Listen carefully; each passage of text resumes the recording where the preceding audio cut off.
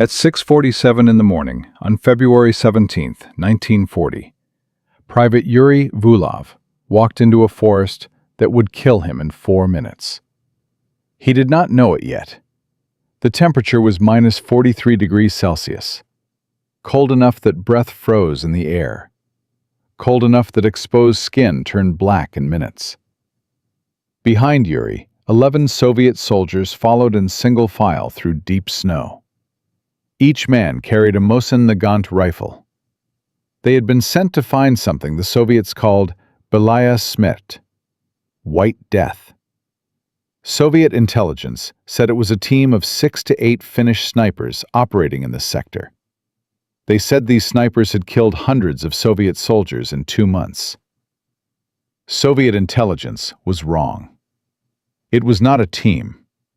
It was one man. His name was Simo Häyhä.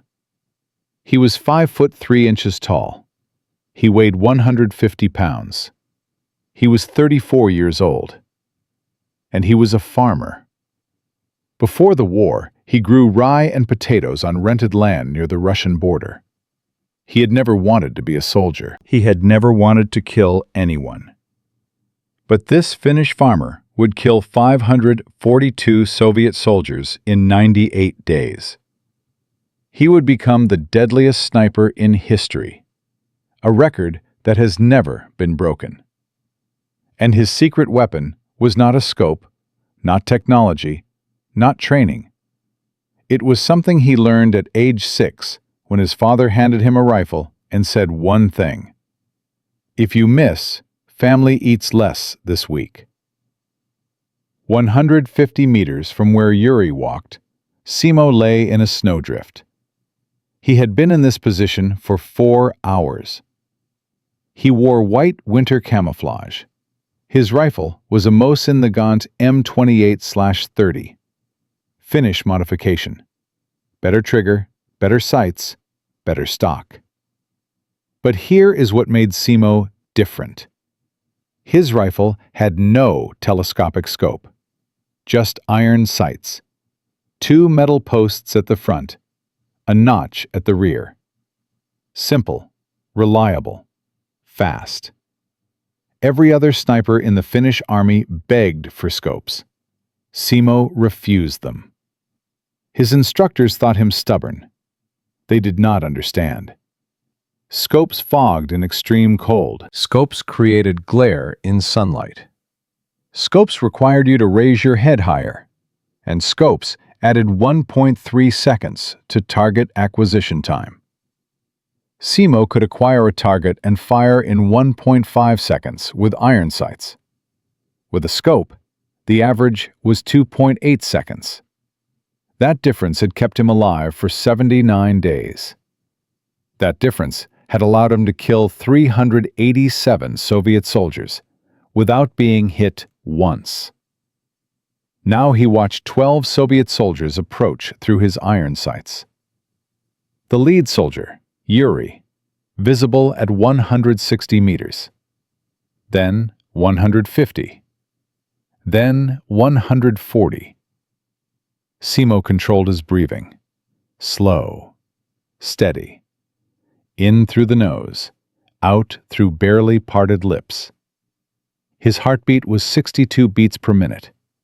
Normal, calm. The same heartbeat he had when he woke up in the morning. Killing did not raise Simo's heartbeat. He exhaled slowly. Between heartbeats, he squeezed the trigger. The Mosin Nagant barked once.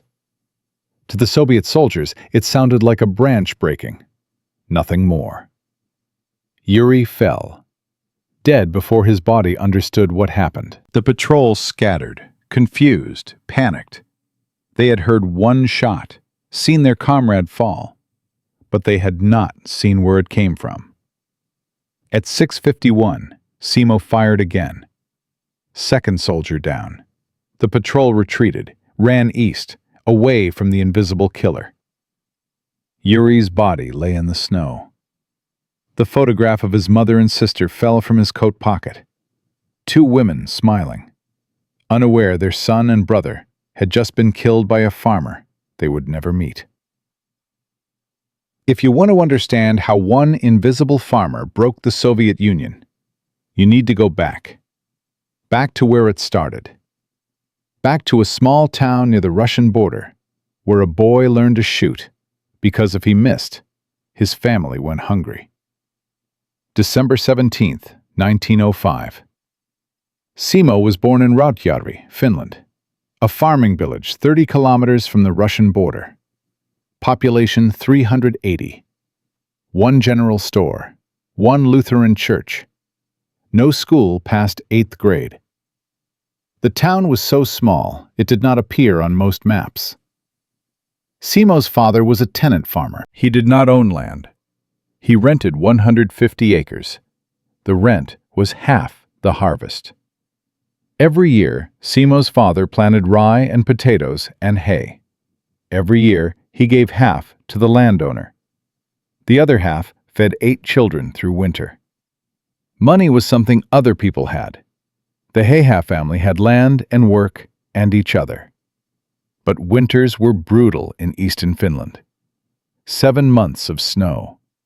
Temperatures that dropped to -30, -40 degrees.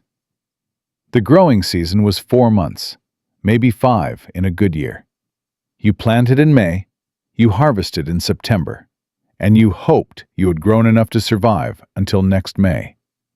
If you had not grown enough, you hunted. Winter 1911. Simo was 6 years old. His father took him into the forest. The snow was waist-deep on Simo. His father carried a single-shot .22 caliber rifle. They walked for an hour. Then his father stopped, pointed. 200 meters away, an elk stood at the edge of a clearing. A large bull. 300 kilograms of meat, enough to feed the family for 3 weeks. Simo's father handed him the rifle. The rifle was so heavy, Simo could not hold it without resting the barrel on a fallen log. His father did not help him, did not adjust his grip, did not tell him how to aim. He said one thing: "If you miss the shot, family eats less this week." Simo aimed. The elk was a brown shape against white snow. He put the front sight on the elk's shoulder, held his breath, squeezed the trigger. The rifle kicked. His shoulder exploded in pain. He fell backward into the snow. When he sat up, the elk was down. His father walked to the elk, checked it. 1 shot, clean kill, heart and lungs. The elk had died before it hit the ground. His father said nothing. Approval was not words. Approval was family eating that winter. That was how Simo Häyhä learned to shoot. Not for sport, not for competition, for survival. If you missed, people you loved went hungry. Between age 6 and age 20, Simo hunted those forests more than 4,000 times. He knew every tree, every ridge, every clearing, every game trail. He could walk through that forest in complete darkness and never get lost. By age 12, he could shoot a running fox at 400 meters. By age 16, he could remain motionless in -30-degree cold for 4 hours waiting for a deer. By age 20, he was the best hunter in Rautjärvi. Other hunters asked him how he did it, how he made shots they could not make, how he saw animals they could not see. Simo's answer was always the same: practice. One word. But the practice had given him something the Soviet army could not teach: the ability to memorize terrain. Not just remember it, memorize it. Every tree, every rock, every bush. When Simo walked through a forest, he created a map in his mind. Precise, perfect, photographic. And when something in that forest changed, he knew. This skill would kill 140 Soviet soldiers who tried to camouflage artillery positions in forests Simo had memorized. But at age 20, Simo did not know he would become a soldier. He thought he would be a farmer, like his father. Then, in 1925, he turned 20. And Finland had a law. Every male citizen aged 21 had to serve 1 year in the Civil Guard, because Finland expected war. Russia had controlled Finland for more than 100 years, until 1917. Finnish independence was only 8 years old when Simo entered service. And the threat from Russia was constant. The Soviet Union wanted Finland back. Everyone knew it. It was not if, it was when. Simo entered Civil Guard service in April 1925. The training emphasized one thing above all: marksmanship. Finnish military doctrine was simple. Finland had no tanks, no heavy artillery, no air force worth mentioning. What Finland had was forests, and men who knew how to shoot in those forests. At 500 meters, Simo qualified with 72% accuracy. His instructors had never seen anything like it. At 300 meters, 89%. At 150 meters, 97%. The company commander called him in, asked him how he shot so well. Simo said, "Practice." The commander said, "Everyone practices. What makes you different?" Simo thought about it. Then he said something his instructors wrote in his service record. "I see what is there, not what I expect to see." Simo completed his service in November 1926. He returned to farming. He thought his time as a soldier was over. He was wrong. For the next 13 years, Simo lived the most ordinary life in Finland. He worked his father's farm, planted rye in May, harvested in September, hunted in winter. He did not drink. He did not smoke. He did not gamble. He was quiet, reserved, unremarkable in every way except one. He could shoot.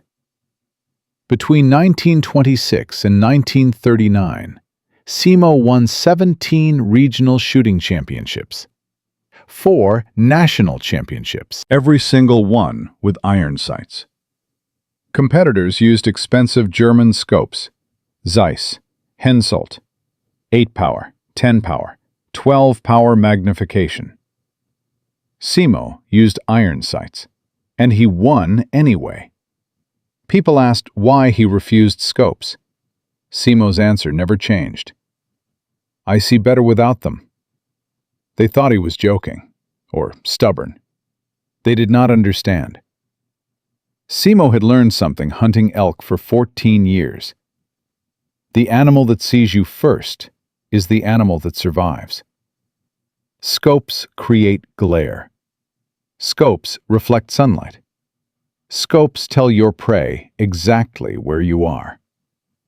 Simo did not want prey to see him. He wanted to be invisible.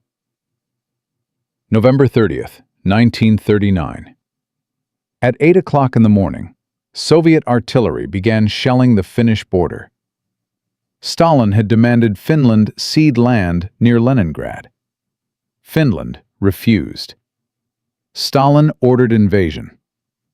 The Red Army deployed 1 million soldiers, 3,000 tanks, 2,500 aircraft. Finland's entire military numbered 300,000 soldiers, 0 tanks, 114 aircraft. The numerical advantage was overwhelming. 3 Soviet soldiers for every Finnish soldier. The world expected Finland to surrender within 2 weeks. Finland did not surrender. Finland fought. Simo received his mobilization order on November 30th, the same day the invasion began. Report to Civil Guard unit immediately. Bring rifle and winter gear. He packed his Mosin Nagant M28/30, 400 rounds of ammunition, winter camouflage. He said goodbye to his family. His mother cried. His father shook his hand, said one thing: do your duty. Simo arrived at his unit at 3 o'clock in the afternoon. They were deployed to Kola River sector, 50 kilometers north. The briefing was simple. The Soviets are advancing. If they cross the river, they reach Viipuri. Viipuri is Finland's second largest city. If Viipuri falls, Finland falls. Your mission: stop them. Kill anyone who tries to cross. On December 7th, the Soviet 155th Rifle Division attacked. 14,000 Soviet soldiers versus 4,000 Finnish defenders. Human wave tactics. The Soviets used overwhelming numbers. Casualties were acceptable if the objective was taken. The first wave crossed the frozen river at 6:30. Finnish machine guns opened fire. 800 Soviet soldiers died in the first hour. By nightfall, 2,400 Soviet soldiers were dead. Finnish casualties, 68. The exchange ratio was 35-1. But Simo noticed something during the battle. Soviet soldiers moved predictably. They followed roads and trails. They bunched together. They exposed themselves in open areas. Simo had spent 14 years hunting elk. He knew what happened to animals that moved predictably. They died. Soviet soldiers were moving like elk on trails. After the battle, Simo approached his captain, made a request. He wanted to transfer to designated marksman role, sniper.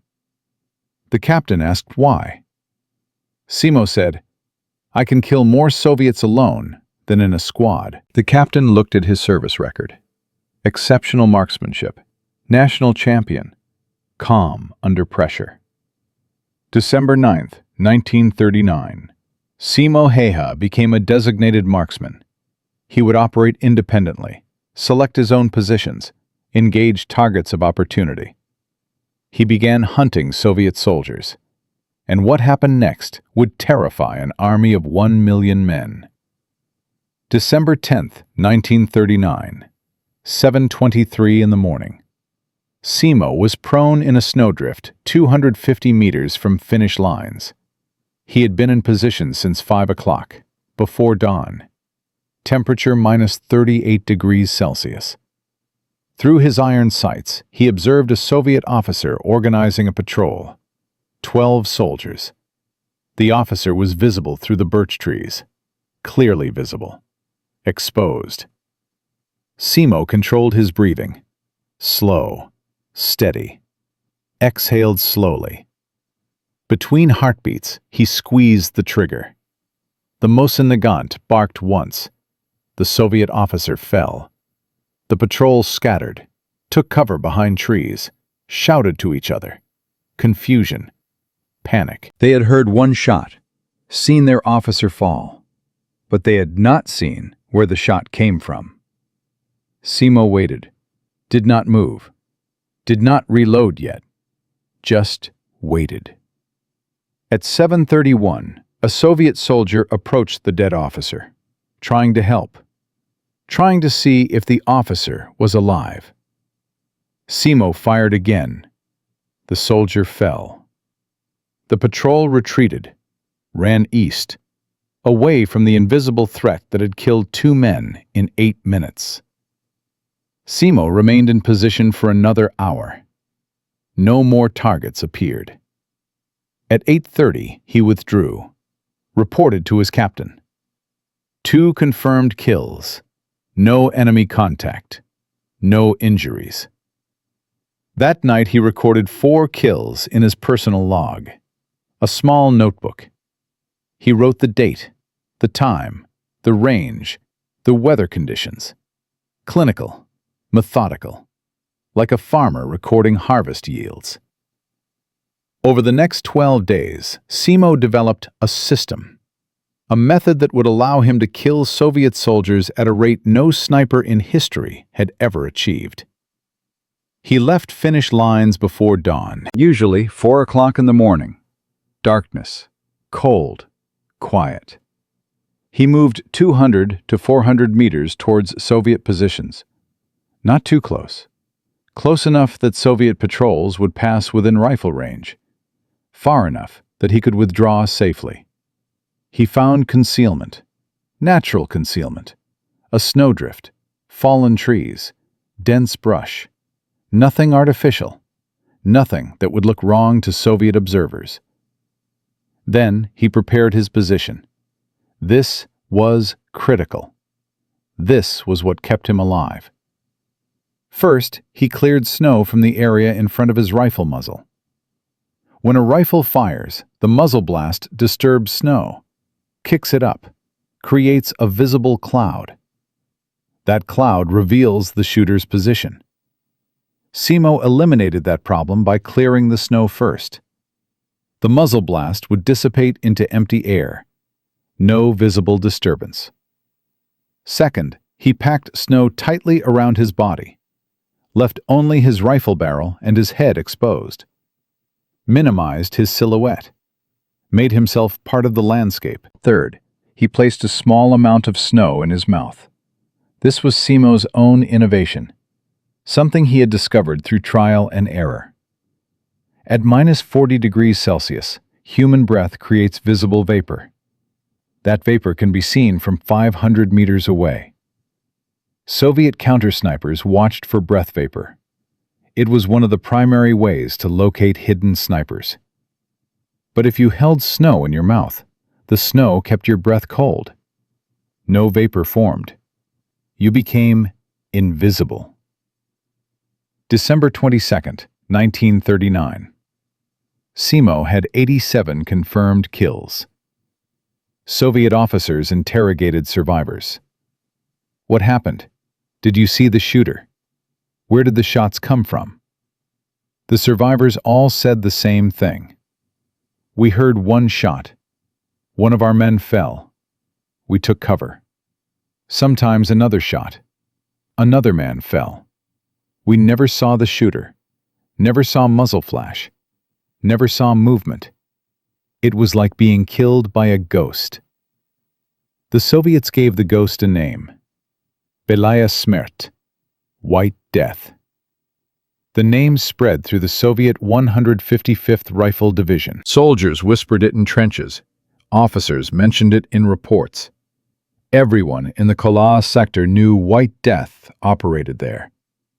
If you went into that forest, you might not come back. Soviet soldiers began to fear the Kola sector. Morale dropped. Volunteers for patrols declined. Officers had to order men forward. Some men refused. Refusal meant execution by firing squad. But death from White Death seemed certain.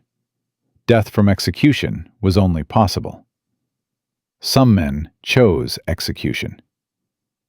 One Finnish farmer with a rifle had created terror in an army of 1 million. On the evening of December 22nd, Soviet 155th Rifle Division headquarters held a meeting. Comrade Colonel, we must address the sniper problem in Sector 7.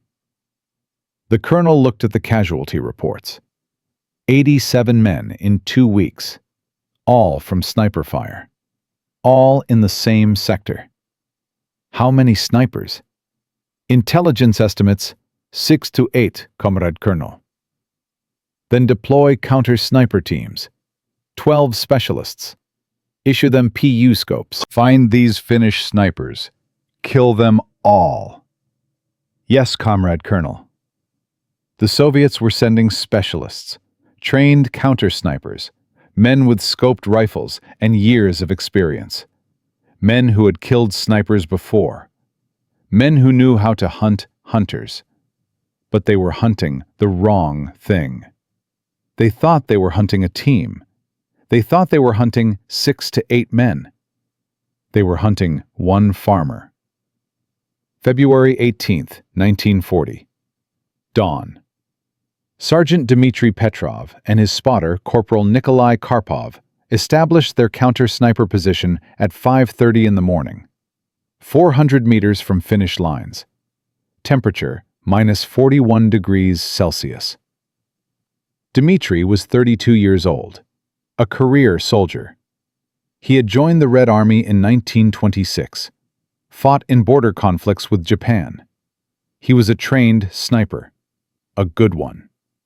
43 confirmed kills in 2 years of combat. He had arrived at Kola the previous evening with orders: find White Death, kill White Death, end the sniper problem in Sector 7. The previous night, he had written in his diary, arrived Kola sector today. Orders: eliminate enemy sniper called White Death. Intelligence says 6 to 8 Finnish snipers operating as team. My assessment? Wrong. This is one man. I have hunted snipers before. Teams leave patterns, overlapping fields of fire, coordinated movements, different shooting styles. I see none of that here. I see one shooting style, one method, one mind. Tomorrow I will find him. I will kill him. At 7:15, a Soviet patrol of 8 men moved through the sector. Standard sweep pattern. At 7:18, the lead soldier fell. Single shot. No sound louder than a branch breaking. Dmitry scanned through his PU scope. No flash, no vapor, nothing. 7:19, second soldier fell. Dmitry saw it this time. Small disturbance in the snow. 280 meters away, barely visible, just a tiny puff of white. He aimed, fired 3 rounds, rapid succession. His rifle barked 3 times. The sound echoed through the forest. Snow erupted where he aimed. Direct hits on the position. Karpov asked, "Did you get him?" Dmitry said, "I do not know." At 7:25, Finnish scouts checked the position. They found disturbed snow, 3 Soviet bullets embedded deep. No blood, no body. Whoever had been there was gone. Simo had fired twice, then relocated 60 meters south before Dmitry's rounds arrived. He heard the bullets impact his previous position, heard the sharp crack of high-velocity rounds hitting frozen snow. Close, very close. This Soviet sniper was good. Better than the others. He had seen Simo's position, had fired within 3 seconds of Simo relocating. 3 seconds. That was the margin. 3 seconds between being hit and being safe. Simo would need to be faster. February 19th, 1940. The Soviets tried a different approach. An 8-man infiltration team. They moved at night. Entered Finnish territory under cover of darkness, reached a trail intersection 300 meters behind Finnish lines. They established ambush positions at 4 o'clock in the morning. Hidden. Waiting. Orders were simple. When White Death appears, kill him. At 6:45, Simo approached from the north, moving quietly through pre-dawn darkness. 180 meters from the ambush position. He stopped. Something was wrong. Simo had hunted these forests for 22 years. He knew how they sounded, how they felt, how they smelled. Right now, the forest was too quiet. No birds, no small animals moving. The snow was too undisturbed. When forest is too quiet, predator is near. Simo withdrew silently, carefully, moved 400 meters east, circled wide, approached the trail intersection from a different angle. At 7:30, he observed the Soviet ambush team from behind. They were watching the trail to the north, their backs exposed to the east. Simo fired. Soviet soldier fell. The team scrambled, spun around, tried to locate the threat. Simo fired again. Second soldier fell. The remaining 6 soldiers took cover. Return fire in Simo's general direction. Dozens of rounds. Wild. Panicked. Simo had already relocated 80 meters south behind a fallen pine tree. He fired twice more. 2 more soldiers fell. The remaining 4 fled, ran west, away from the invisible killer who had turned their ambush into a slaughter. 4 Soviet soldiers dead. The ambush destroyed. February 20th and 21st, the deadliest 2 days. Lieutenant Alexei Sokolov was an artillery officer with the 155th Rifle Division. He viewed war as a mathematical problem. Every problem had a solution. The equation for White Death was simple. If counter-snipers cannot find him, remove his environment. Sokolov presented his plan to the division colonel. "Comrade Colonel, we cannot find this sniper. He relocates too quickly. He is too well camouflaged. I propose a different approach. Destroy the forest. Artillery saturation. 500 shells per day for 12 days. Remove all cover. Make sniping impossible." The colonel asked about ammunition cost. 180,000 rubles, Comrade Colonel. The colonel approved. Anything to stop White Death. On February 20th, at 10 in the morning, Soviet artillery began bombardment. 122mm howitzers, 500 shells over 4 hours. Target area 1 square kilometer of forest, where Simo operated. The shells screamed overhead, impacted with thunderous explosions. Trees shattered. Snow turned to steam. The forest became hell. But Simo was not there. He had observed Soviet artillery crews positioning their guns the previous afternoon. He knew bombardment was coming. He had relocated 800 meters south before the first shell fell. From his new position, he killed 18 Soviet soldiers during the bombardment. Used the artillery noise to mask his shots. Soviet soldiers could not hear his rifle over the explosions. February 21st was the coldest day of the winter war. -45°C. The kind of cold that killed unprotected men in minutes. Soviet soldiers wore heavy brown winter uniforms, brown against white snow, visible at 500 meters. Simo extended his engagement range, 350 to 450 meters. Between 6:30 in the morning and 6 in the evening, Simo killed 63 Soviet soldiers. 4 major engagements, 7 minor contacts, 78 rounds fired, 63 confirmed kills, 81% accuracy. It was the highest single-day kill count of his career. At 8 that night, Simo returned to Finnish lines. His hands were bleeding, cracked from the extreme cold. His lips were swollen and split. He could not eat solid food, could not drink cold water. It hurt too much. He had lost 8 pounds in 7 days. He had slept a total of 12 hours. Captain Jutillo ordered him to rest, told him he did not have to go out tomorrow. Simo shook his head. "I will go out." 340 meters away, Dmitri wrote his last diary entry. "Today I watched a miracle. Not divine, diabolical. 1 man killed 63 Soviet soldiers in 12 hours. I observed through binoculars from 800 meters, saw patrols enter forest, heard single shots, saw soldiers fall. Never saw the shooter, not once.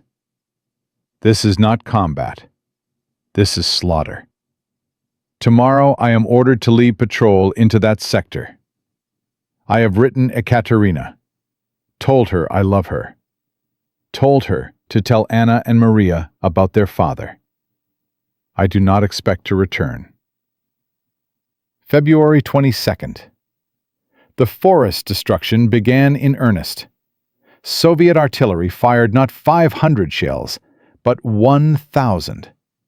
Not over 4 hours, but over 8 hours. By evening, the forest was gone. Trees shattered to stumps. Snow black with dirt and ash. No cover anywhere. The landscape looked like the surface of the moon. Barren. Dead. Destroyed. But Simo was still operational.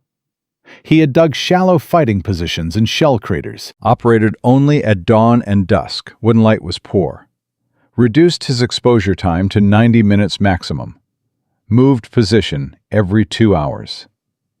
His kill rate decreased, 2.8 kills per day instead of 4.7. But he was still killing, still fighting, still invisible. February 23rd, Day 7. Dmitri led his patrol into the destroyed forest at 6:30 in the morning. 16 soldiers. They moved carefully, rifles ready, eyes scanning, searching for any sign of white death. At 6:45, Dmitri saw it. A small depression in the snow, 340 meters northeast. Unnatural shape. He raised his binoculars. Too late. Simo fired. The bullet entered Dmitri's chest, center mass, destroyed his heart. He was dead before his body understood what had happened. Dmitri fell. The photograph of Anna and Maria fell from his pocket, landed in the snow beside his hand. 2 little girls, smiling, unaware their father had just died 3,000 kilometers from home. The patrol returned fire, 200 rounds in 30 seconds. But Simo had already relocated. From his new position, 80 meters west, he killed 4 more soldiers. The patrol retreated, carrying Dmitri's body. February 17th through February 23rd, 1940. 7 days. 200 Soviet soldiers killed. Average of 28.6 kills per day.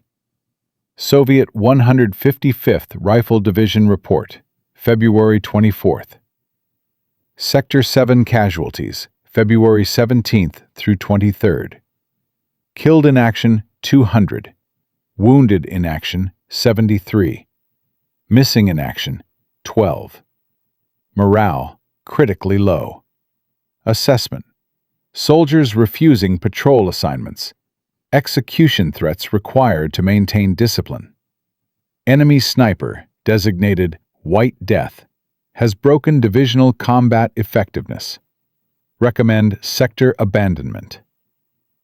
200 Soviet families received the same letter. Form letter. 3 words repeated 200 times. Killed in action. But the Soviets were not done. They could not kill what they could not see. So they decided to kill everything. The bombardment would continue. Day 8, Day 9, Day 10, Day 11. And on Day 98, 1 Soviet bullet in thousands fired would finally find Simo Häyhä. The invisible farmer was about to face his greatest test. March 6th, 1940. Day 98 of the war. Day 11 of the bombardment. By now, Simo Häyhä had killed 505 Soviet soldiers with his rifle, 37 more with his Suomi KP-31 submachine gun in close combat. 542 total confirmed kills in 98 days. 5.5 kills per day average. The deadliest sniper in history. But the Soviets had learned. They could not see Simo. They could not find Simo. So they decided to destroy everything. Every tree, every ridge, every hiding place. If White Death was invisible, they would eliminate all shadows. The artillery had turned 1 square kilometer of forest into a lunar wasteland. But Simo was still killing, still hunting, still invisible. And the Soviets were desperate. Soviet High Command held emergency meetings. How is White Death still operational? We have fired 10,000 artillery shells. We have deployed 20 counter-sniper teams. We have killed every tree in Sector 7. Yet soldiers continue to die. The answer was simple, but incomprehensible. Simo Häyhä was not fighting like a Soviet sniper. Soviet doctrine said, hold position, fire multiple shots, suppress enemy. Simo fought like a hunter. Move constantly, fire once, disappear. Soviet snipers operated in pairs, spotter and shooter, required coordination, required communication. Simo operated alone. No communication, no coordination, no patterns to detect. Soviet snipers used scopes, superior optics, 8-power magnification. But scopes created glare. Scopes fogged and cold. Scopes required raising your head. Simo used iron sights. No glare, no fog, lower profile.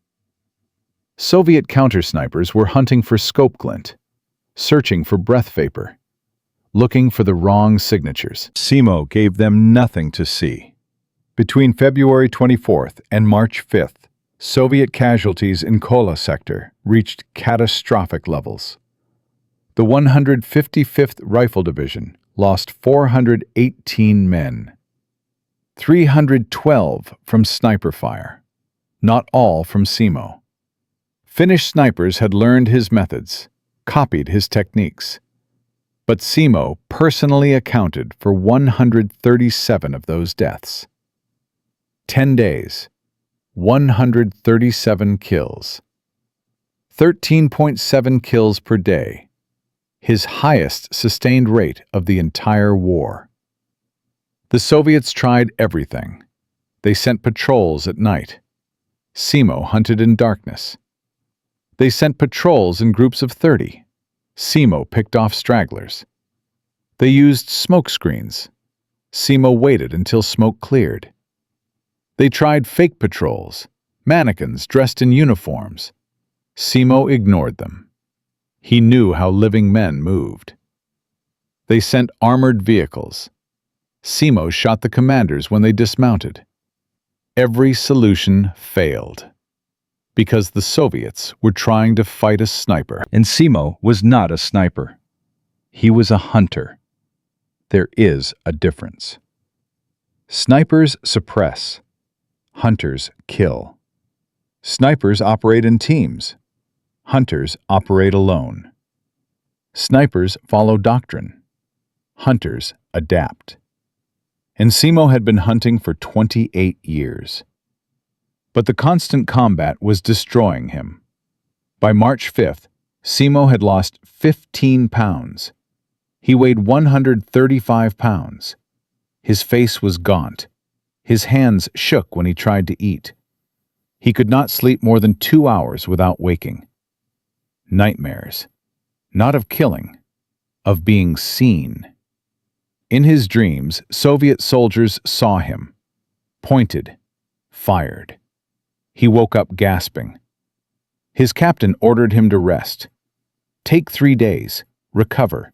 You have done enough. Simo refused. Finnish defensive lines were holding. Barely. Every day, Soviet human wave attacks tested Finnish positions. Every day, Finns died. Simo could not rest while Finns died. He would go out. One more day, one more patrol, one more chance to kill invaders. His captain tried to stop him. Simo said, "I see Soviet soldiers in my sleep. Better to see them through my sights." The captain let him go. It was a mistake. The most successful sniper in history should have rested, should have survived, should have lived to see Finland's independence secured. Instead, Simo went into the forest one last time. March 6th, 1940. 6:32 in the morning. Temperature minus 38 degrees Celsius. Simo was in position, 290 meters from Soviet lines. He had been there since 5:92 minutes. He had killed 3 Soviet soldiers. 4 rounds fired, 3 hits. Standard operation, nothing unusual. Then, at 6:32, a Soviet hunter patrol appeared. 6 soldiers, trained anti-sniper unit. They moved carefully, searched the ground, the trees, the snow, looking for disturbances, looking for anything wrong. Distance, 320 meters. Extreme range for iron sights. But Simo had made this shot before. He calculated. Wind 12 miles per hour from northwest. Bullet drop 22 inches. Wind drift 9 inches. He aimed high and right, compensated, exhaled, between heartbeats, squeezed the trigger. The lead soldier fell. The remaining 5 soldiers returned fire immediately. Not wildfire, disciplined fire, professional fire. They had seen something. Muzzle flash, snow disturbance, something. 40 rounds impacted near Simo's position in 15 seconds. Very accurate. Too accurate. Several rounds hit within inches. Simo could not relocate. The fire was too heavy, too precise. He was pinned down. At 6:33, a Soviet bullet struck Simo's face. The bullet entered his left cheek, traveled through his jaw, shattered 6 teeth, exited through his right cheek. The explosive hydrostatic shock tore tissue throughout his lower face. His jaw was destroyed. His tongue was partially severed. Blood filled his mouth and throat. He was choking, drowning in his own blood. Dying. But Simo's brain registered one priority: survive. He needed extraction. 290 meters to finish lines. He needed to move now. At 6:34, Simo began crawling. He left his rifle. First time in 98 days. Crawled through snow. Blood poured from his face. Created a visible trail in the white snow. Bright red. Impossible to miss. The Soviet patrol saw the blood trail. Advanced. Wanted confirmation. Wanted to verify they had killed White Death. Simo crawled 50 meters in 2 minutes. Pain beyond description. Blood everywhere. Vision blurring. Consciousness fading. The Soviet patrol was 200 meters behind. Closing. At 6:37, Finnish machine gunners on the defensive lines saw Simo. Saw the blood trail. Saw the Soviets pursuing. Opened fire. 2 Maxim M1921 machine guns. 600 rounds per minute each. Sustained fire. The Soviet patrol took cover. Could not advance. Machine gun fire too heavy. Finnish soldiers ran forward. Reached Simo at 6:39. Dragged him to Finnish lines. The Soviets withdrew. Simo was alive. Barely. At the regimental aid station at 7:15, medics assessed injuries. Critical condition. Massive facial trauma. Severe blood loss. Airway compromised. They performed emergency cricothyrotomy. Made an incision in his throat below the larynx. Inserted a tube. He could breathe. Barely. They stabilized him. Evacuated him to field hospital 15 kilometers behind lines. Surgeons operated for 6 hours. Debrided, destroyed tissue. Set fractures. Sutured lacerations. The bullet had missed his carotid artery by 8 millimeters. 8 millimeters was the difference between death and survival. The operation succeeded. Simo survived.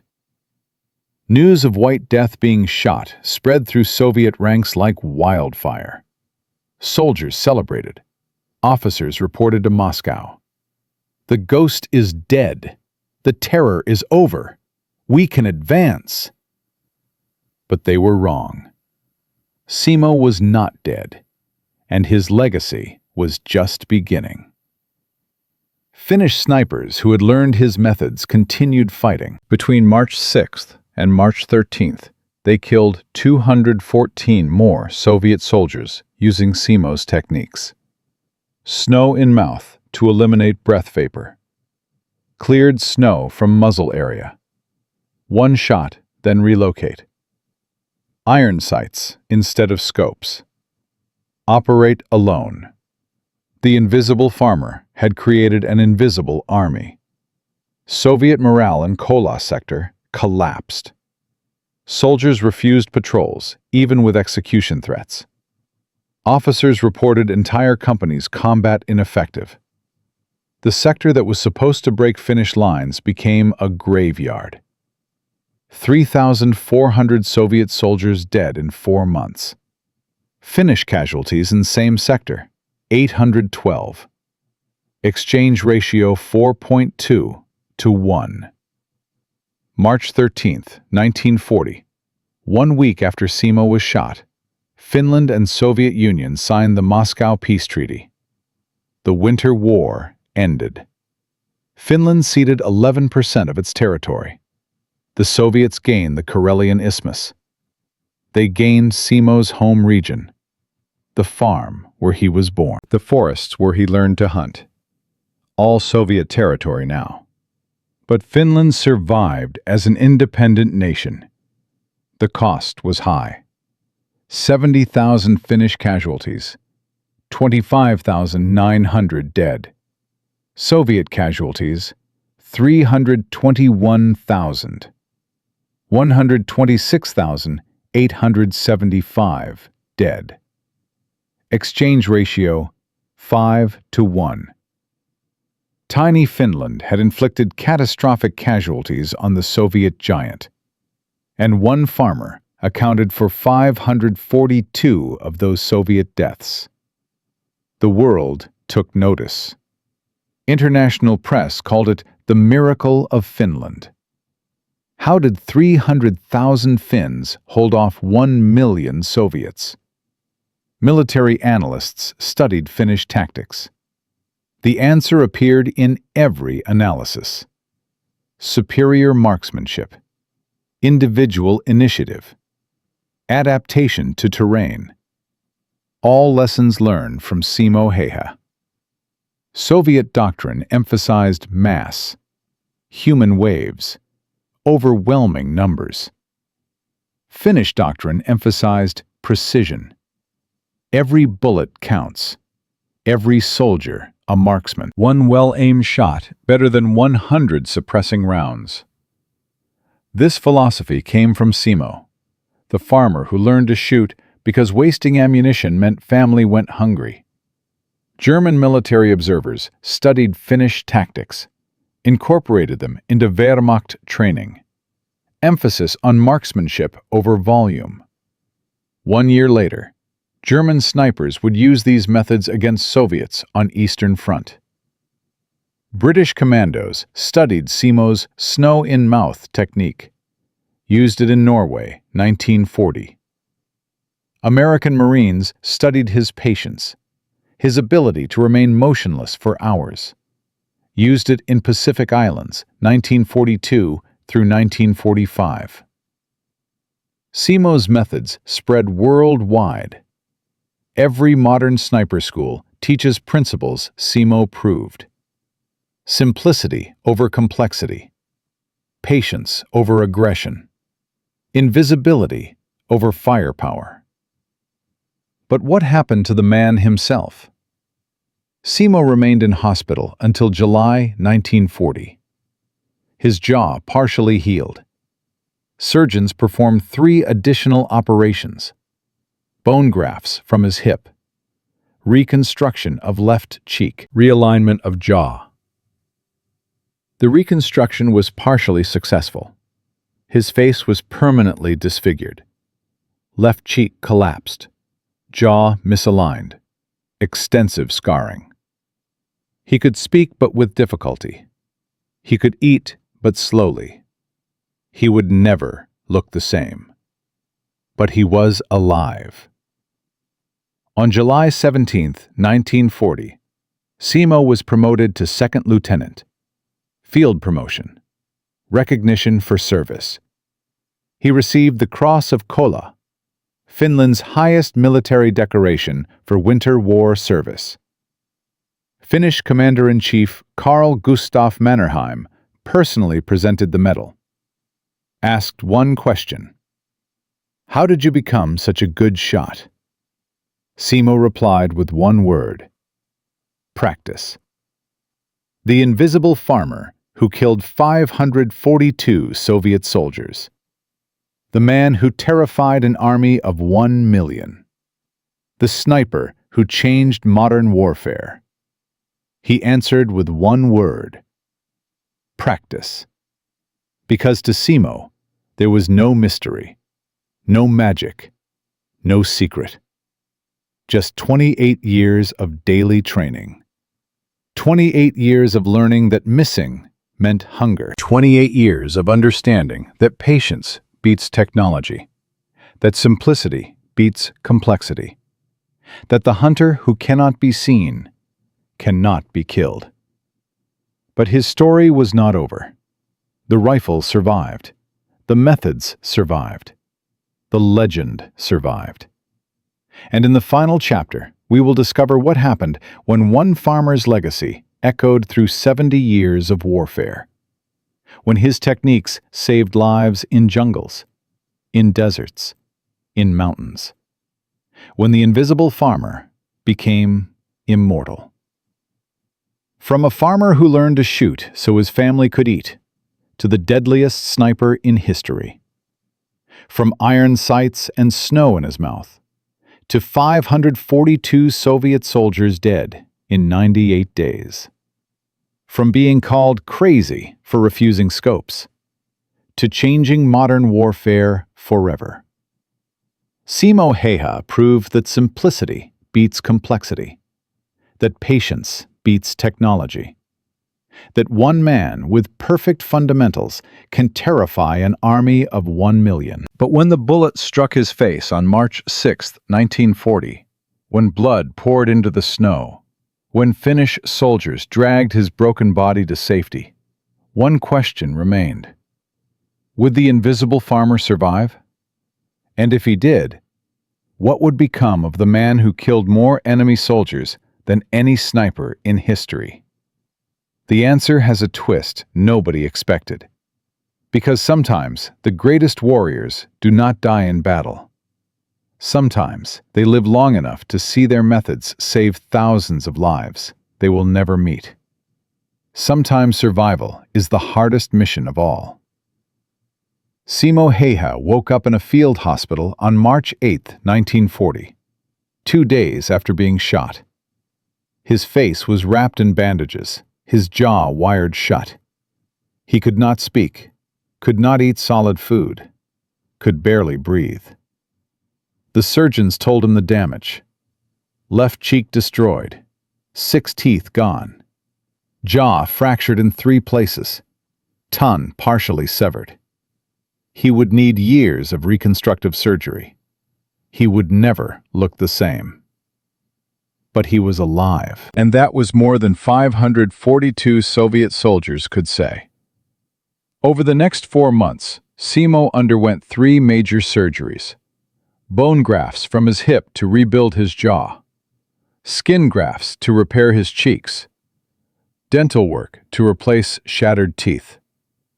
The pain was constant, unbearable, worse than any cold he had endured in forests. Worse than crawling through snow with blood pouring from his face.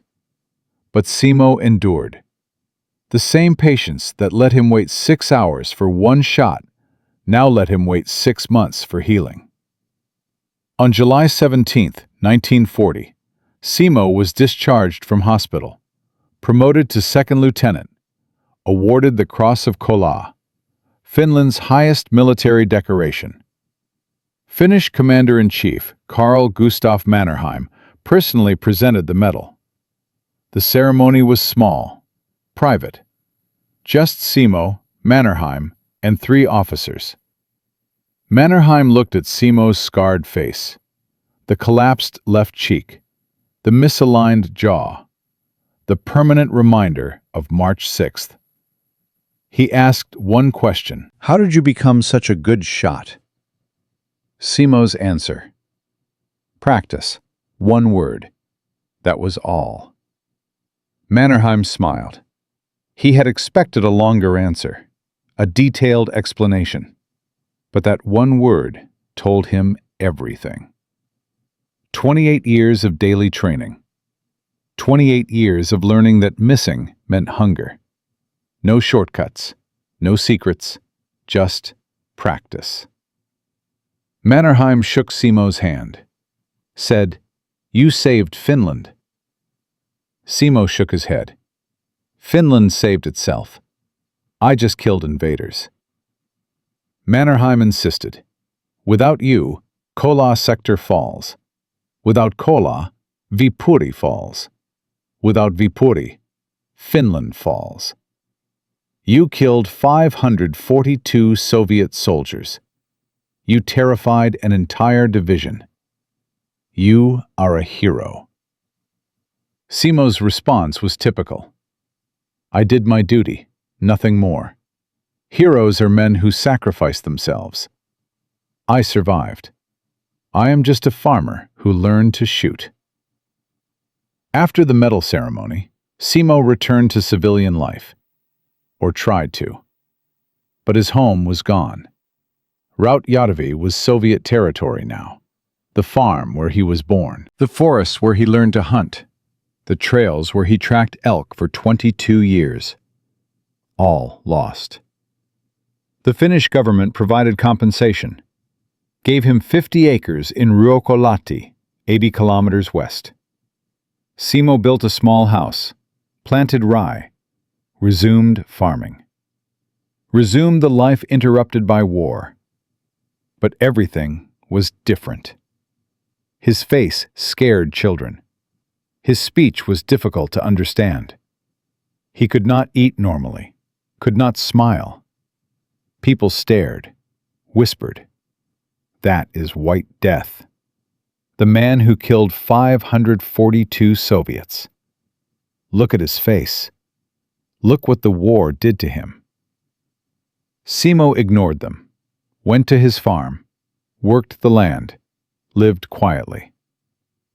In 1941, Finland entered the continuation war against Soviet Union. Simo wanted to serve. The army refused. "Your injuries are too severe. You cannot serve in combat." Instead, they assigned him to training duties, teaching marksmanship to new snipers.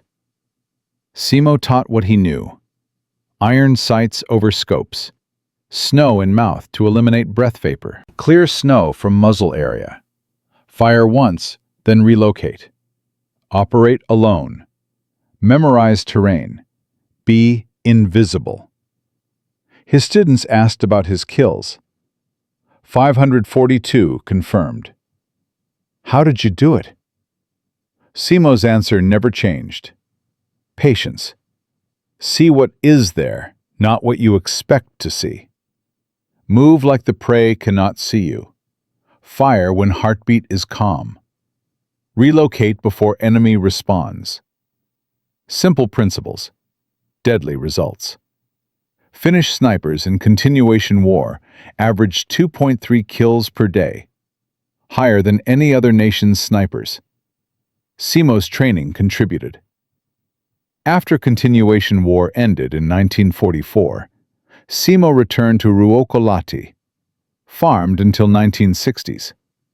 Never married, never had children. Lived alone.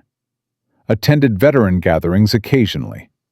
Was recognized, respected, but remained humble. When journalists requested interviews, he declined. When historians wanted his story, He said it was my duty. I fulfilled it. That is all. When asked about killing 542 men, he said, "I regret war happened. I regret men died. But I do not regret my actions. Soviet soldiers invaded my country. They would have killed Finns. I stopped them." Simo Häyhä died April 1, 2002. He was 96 years old. He had lived 62 years after being shot in the face. 62 years after the Winter War ended. He outlived the Soviet Union. The Soviet Union collapsed in 1991. Finland remained independent. Simo contributed to that independence. His funeral was attended by 300 people, veterans, politicians, journalists. The President of Finland sent condolences. Simo was buried in Ruokolahti, simple grave, no elaborate memorial, just a headstone with his name, birth date, death date, and one word: soldier. Not hero, not white death, not deadliest sniper in history, just soldier. But his legacy did not die with him. His methods, his techniques, his principles, they lived on. The rifle survived. Simo's Mosin Nagant M28/30 was recovered on March 6, 1940. Finnish soldiers found it in the snow where Simo left it. Blood on the stock. Simo's blood. Serial number 60,974. One rifle among thousands. But this rifle had killed 505 Soviet soldiers. The rifle was assigned to another sniper for remainder of Winter War. That sniper added 37 more confirmed kills. After war, rifle was returned to Sako factory in Riihimäki. They refurbished it, replaced barrel.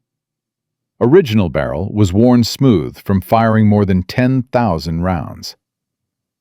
From 1945 to 1988, rifle served at Finnish Army Sniper School. Training rifle. Thousands of students learned marksmanship with Simo's rifle. Held same stock Simo held. Looked through same iron sights. Fired same weapon that killed 505 men. In 1988, Finnish Army recognized rifle's historical significance. Retired it from service. Donated it to Finnish Military Museum in Helsinki. The rifle is displayed there today. Climate-controlled, professionally lit. Label reads Simo Häyhä's Mosin Nagant M28/30. Used to achieve 505 confirmed sniper kills. Winter War, 1939 to 1940. Deadliest sniper rifle in history. But the real legacy is not the rifle. It is the methods. Sniper schools around the world study Simo Häyhä today. United States Army Sniper School at Fort Benning, Georgia. Instructors teach Häyhä's techniques. Patience over technology. Simplicity over complexity. One shot. Relocate immediately. Minimize signature. British Royal Marines Sniper Training Course. They study Häyhä's snow-in-mouth technique. How to eliminate breath vapor in cold weather operations. Russian sniper schools study him too. Despite being the enemy, despite killing 542 Soviet soldiers, Russian instructors recognize excellence regardless of nationality. They teach Häyhä's terrain memorization methods. Israeli Defense Forces counter-sniper training. They study why trained Soviet snipers with superior equipment could not kill Häyhä. The lesson: technology does not replace skill. Finnish Army naturally teaches Häyhä extensively. Part of military heritage. Every Finnish sniper learns his story, learns his methods. Between 1940 and 2024, an estimated 50,000 snipers worldwide have been trained using principles Simo Häyhä proved. 50,000 snipers across 84 years, across 63 countries, all learning from one Finnish farmer who refused scopes and put snow in his mouth. The lessons remain valid today. Patience overcomes technology. Modern snipers with thermal optics forget this. Rush shots, miss, die. Simo waited 4 hours for one shot. Simplicity beats complexity. Iron sights worked better than scopes in extreme cold. Modern snipers overload equipment. Batteries die. Electronics fail. Simple tools work. Calm under pressure. Simo's heartbeat never rose above 65 beats per minute in combat. Modern snipers train for this. Heart rate control, breathing control, mental discipline, adaptation to conditions. Simo invented snow-in-mouth technique. Cleared snow from muzzle area. Fired once instead of 3. Modern snipers must adapt like this. Conditions change. Tactics must change. Know your terrain. Simo hunted same forests 22 years. Modern snipers study maps, satellite imagery, but cannot replicate 22 years walking same ground, knowing every tree, every ridge, every trail. These principles saved lives in Korea, in Vietnam, in Iraq, in Afghanistan. Snipers using Häyhä's patience, his simplicity, his invisibility. They survived missions others did not, killed enemies others could not see, protected soldiers others could not save. But here is what most people do not know. The detail revealed only recently. In 1998, at age 93, Simo agreed to one interview. Finnish historian recorded it. Asked the question everyone wanted answered. Do you regret killing 542 men? Simo's response was recorded, preserved, released after his death. He said, "I regret that war happened. I regret that men died. But I do not regret my actions. Soviet soldiers invaded my country. They would have killed Finns. I stopped them. That was my duty." Then he said something unexpected, something that changes how we understand him. He said, "Every Soviet soldier I killed was someone's son, someone's brother, someone's father." I think about that. Not every day, but I think about it. They were following orders like I followed orders. War made us enemies. Different circumstances, we could have been friends. Farmers talking about harvest. Hunters talking about elk. But war does not allow friendship. War requires killing. So I killed, efficiently, without hesitation. Because if I hesitated, Finns died. That is war. This revelation shows something profound. Simo was not a machine, not emotionless, not detached. He understood what he did. He carried it. 542 men dead by his hand. 542 families who received letters, killed in action. He knew. He remembered. He bore that weight for 62 years. But he did not let it destroy him, did not let guilt paralyze him, did not claim he was just following orders to escape responsibility. He owned it, said, "I killed them. It was necessary. I would do it again. But I acknowledge they were human." That is wisdom. That is maturity. That is what separates professional soldiers from murderers. understanding that war requires killing, accepting responsibility for that killing, but never celebrating it, never glorifying it. Simo never bragged, never sought fame, never claimed to be a hero, just said, "I did my duty," 542 times. From one farmer with a rifle and a childhood learning to hunt, to the deadliest sniper in history, whose methods are taught in 63 countries, 84 years later. Simo Häyhä proved that excellence requires no complexity, just perfect fundamentals, daily practice, unshakable patience, and the courage to trust simple solutions when everyone demands complex ones. 542 Soviet soldiers died. Finland survived as independent nation. 50,000 snipers trained in his methods. Millions of lives saved by soldiers who learned patience beats technology. That is the legacy of one 5'3" farmer who learned to shoot because missing meant his family went hungry.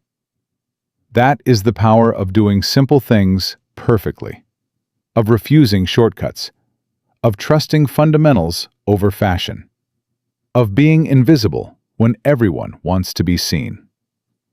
Simo Häyhä was not superhuman. He was disciplined, not lucky, prepared, not fearless, patient, and that made him unstoppable. Remember this: the next time someone calls your idea too simple, the next time experts demand complex solutions, the next time conventional wisdom says you need more technology, more equipment, more resources, sometimes the answer is simpler. Sometimes all you need is perfect fundamentals, infinite patience, and the courage to be invisible while everyone else seeks glory. That is what one Finnish farmer taught the world, and 78 years after his last shot, we are still learning.